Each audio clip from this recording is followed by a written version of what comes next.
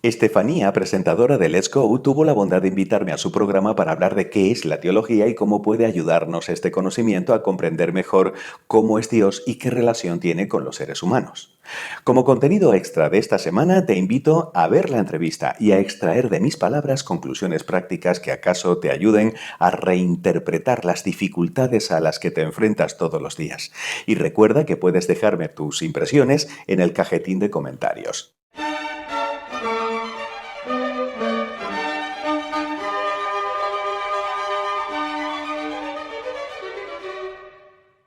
Pues ha llegado el momento de recibir nuestra última entrevista del día de hoy, pero vamos a cerrar con broche de oro, como bien decíamos. Muy buenas tardes, Andrés, bienvenida, muchísimas gracias por acompañarnos. Es un placer, Estefanía, sobre todo saludar a una audiencia a la que me dirijo por vez primera, que son las personas que te oyen cada día a través de esta emisora. Bueno, pues estamos contentísimos ambos, así que vamos a entrar directamente en materia, si te parece bien, Andrés. Como bien decíamos en la introducción, eres teólogo. Me gustaría saber en qué cree un teólogo. Un teólogo cree en que se puede alcanzar a Dios a través de la razón, o sobre todo se puede sistematizar lo que Dios nos ha contado desde un punto de vista lógico y racional. Por lo tanto, la teología es el esfuerzo que se hace desde el punto de vista de la mente para tratar de entender algo tan efímero de comprender como pueda ser el amor que Dios nos tiene y de qué manera el ser humano también corresponde a ese amor. Fíjate qué cosa más sencilla y más complicada a la vez. Sí, complicada. Unir, sí, el tema de las creencias con la ciencia es bastante complicado y de hecho las encuestas, las estadísticas hablan por sí mismas y de hecho por eso hemos querido plantear en el día de hoy este post hablando acerca de las religiones, ¿no? ¿Qué opinan los jóvenes acerca de este tema en concreto? Por cierto, tú estudiaste esta carrera en concreto. ¿Crees que hay más jóvenes en la actualidad que quieran dedicarse a esta clase de estudios? Yo soy profesor de antropología educativa en el Centro de Estudios Teológicos y a mí me llama la atención que cada año son más y que se siente ese interés. ¿Por qué? Por una razón muy sencilla, Estefanía, y es que desafortunadamente estamos viviendo en una sociedad que no es ni mejor ni peor que el Sí. resto de las sociedades que hemos vivido a lo largo de la historia, pero que sí está a falta de referentes, desde mi punto de vista, para poder dar sentido a la vida. Y la teología es una manera estupenda de poder hacerlo, porque date cuenta que se trata de estudios filosófico-teológicos. Y la filosofía, pues desde los griegos hace 25 siglos, también está dando respuestas a las grandes cuestiones del ser humano. ¿Quién soy yo? ¿Qué hago aquí? ¿Qué sentido tiene la vida? ¿Vale la pena seguir adelante? ¿Qué hay después de la muerte? Entonces, esas preguntas tarde o temprano nos las planteamos todos los hombres y mujeres que venimos a este mundo, a poco que seamos un poquito menos superficiales de lo que da la sensación que es la sociedad en este momento. Y la teología es un instrumento, una vía, una estrategia que nos permite también encontrar esas respuestas y tratar de dar luz a este tipo de incógnitas y de interrogantes que de otro modo sería imposible comprender. Oye, qué fácil lo explicas, ¿no? Me parece que eres un buen profesor, ¿eh? Porque lo estoy entendiendo de forma perfecta y a la primera como debería de ser. Pues qué bien. Quería también hablar contigo acerca del tema de la salvación, ¿no? Porque al final, históricamente, como tú bien decías, las sociedades, pues de una forma u otra, por curiosidad, por lo que sea, siempre tratamos de buscar, como tú bien decías, esos referentes, pero también está ahí la imagen de la salvación. ¿Por qué crees que las personas, que los humanos, tenemos eso siempre ahí en la distancia y llega un momento en el cual pues pensamos en ello, en ese término? Todos los seres humanos somos finitos, es decir, sabemos que llega un momento en el que nuestra vida concluye y la pregunta es, ¿y esto es todo lo que hay? ¿O podemos plantearnos la posibilidad de que hay algo más después de la muerte? Esta, concretamente, Estefanía, te confieso que fue una de las preguntas que me llevaron a mí a estudiar teología y a tratar de desentrañar qué era lo que nos había dicho de manera particular la religión cristiana acerca de ese más allá, que tiene un nombre técnico, se llama escatología. La escatología es la parte de la teología que estudia todo lo que se nos ha revelado que hay después de la muerte. Y mucha gente dice, no, es que si alguien viniera y nos lo contara, yo me lo creería. Y yo digo, bueno, pero es que según la fe católica, la fe cristiana, hay alguien que ha venido, que es Jesucristo, que no murió y se quedó en el sepulcro, sino que murió verdaderamente y resucitó, que ese es el gran mensaje cristiano. Y al fin y al cabo, lo que se llama el anuncio, el querigma, es Cristo vive y está vivo en este momento y está actuando en la historia, y eso a mí particularmente me da mucha paz, porque sé que el dueño de la historia no se llama Biden, no se llama Merkel, no se llama Pedro Sánchez, no se llama ninguno de ellos. El dueño de la historia es Dios.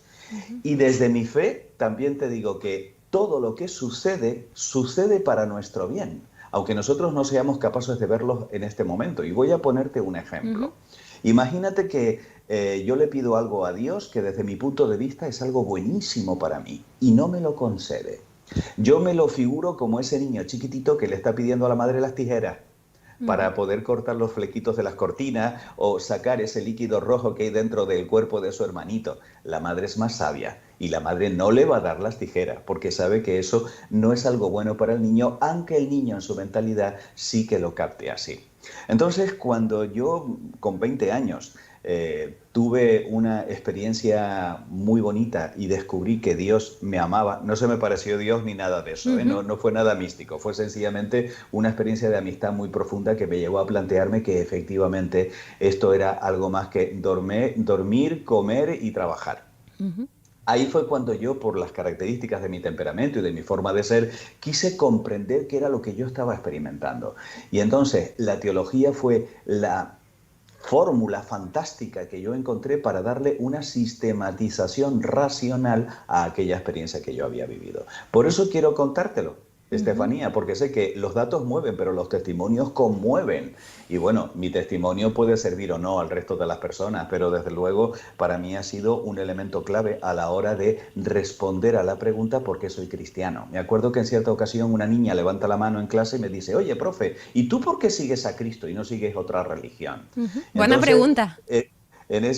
Bueno, una de las preguntas más bonitas que me han hecho en mi vida profesional. Y en ese momento yo le dije a la chica, mira, vamos a hacer una cosa, querida, tú estúdiate todas las religiones como he hecho yo, y si en algún momento encuentras a un Dios que te quiera más que Jesucristo, vete con ese Dios. Yo hasta ahora no lo he encontrado, porque me he encontrado a un Dios que se hace hombre por amor, que se deja matar por amor y que se queda con nosotros en la Eucaristía por amor. Claro, evidentemente esto, Estefanía, o se coge o no se coge, o se cree o no se cree, pero ya lo decía él, que es que no se puede ser neutral ante la figura de Jesucristo. Llega un momento en el que uno tiene que optar y al fin y al cabo eso también es la fe, es la respuesta que cada uno de nosotros da a esa propuesta que nos hace el Señor de te quiero y quiero estar contigo. Hay muchos términos, muchas cosas que crean dudas, sobre todo en los jóvenes actuales. Hablo de estos que son los que yo conozco, a lo mejor en los anteriores también los tenían o no, pero bueno, yo voy a decir como representante en este momento y en este estudio de los jóvenes, pues sí que me gustaría preguntarte, por ejemplo, por algunas dudas que se nos plantean, como por ejemplo los términos del bien y del mal. Es un común denominador de diferentes religiones y siempre aparece ahí. ¿Qué significa en concreto, por ejemplo? El bien y el mal es la gran pregunta y de hecho es el gran escollo al que se enfrenta cualquier religión. Lo que pasa es que cuando hablamos de mal tenemos que ser bastante quisquillosos en cuanto a la definición y por eso me encanta que me hagas esta pregunta. Vamos a ver, voy a ponerte un ejemplo. Que una persona se quede ciega, eso es un mal para esa persona. Los griegos lo definían como la falta de una característica que debería tener ese ser, que en este caso es la visión. Si yo no tengo vista, eso es un mal para mí. ¿Qué es lo que pasa? Que yo me encuentro con un amigo, esto es totalmente real y además él ha dado testimonio, que cuando tenía ojos y veía, era un borracho, era un mujeriego, maltrataba a su mujer, maltrataba a sus hijos y de repente tiene un accidente de coche y se queda ciego.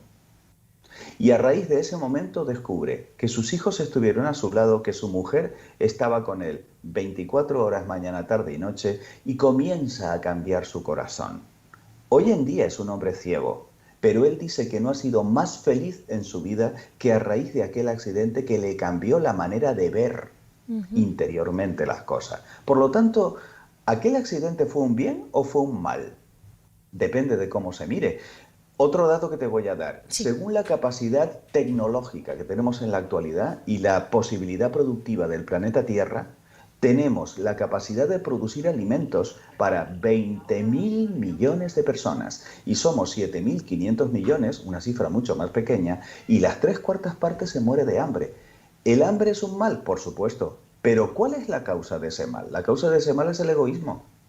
Por lo tanto, el mal desde la teología, el verdadero mal es el uso incorrecto de la libertad.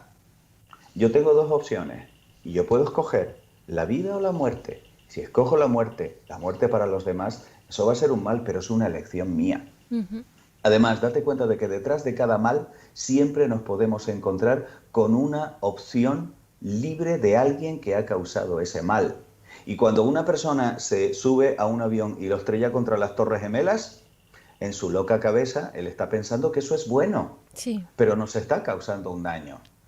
Tendríamos, por tanto, que plantearnos qué es lo que pasa por la mente de una persona para poder llevar a cabo determinadas acciones, teniendo en cuenta que cada uno de nosotros siempre piensa que si lo hace es porque está buscando un bien, aunque el resto de los seres humanos con dos dedos de frente pensamos que efectivamente pues por ahí no va a encontrarlo porque está causando un daño irreparable. Bueno, yo creo que hemos despejado por lo menos un par de dudas vitales, ¿no? Que tenemos muchísimas personas y que bueno, pues tú nos has ayudado pues a despejarlas por lo menos en una porción. Muchísimas gracias, Andrés. Ha sido un auténtico placer conversar contigo. Ya me gustaría a mí escucharte un rato más, así que un placer enorme, ¿eh? Estás invitado cuando quieras volver al plató de Let's Go. Estefanía, yo estaré encantado y sobre todo de estar contigo, que eres también una persona absolutamente encantadora. Cada vez que quieran yo vendré y responderé todas las preguntas que sean necesarias en la medida de mis posibilidades. Un beso a todos y a todas. Gracias. Pues con la despedida de Andrés nosotros vamos a seguir aquí en Let's Go, ya llegando hasta el final de esta edición del programa de hoy.